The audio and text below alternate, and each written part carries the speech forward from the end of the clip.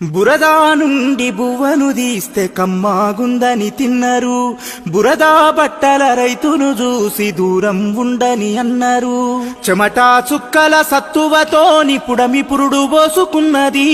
కంటి పాపల కావలిలోనే పంట రాసి నెలకొన్నది.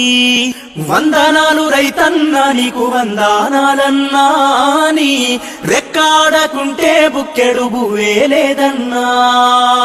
వందనాలు రైతన్నా నీకు వందనాలన్నా, నీ రెక్కాడకుంటే బుక్కెడు బువ్వే లేదన్నా.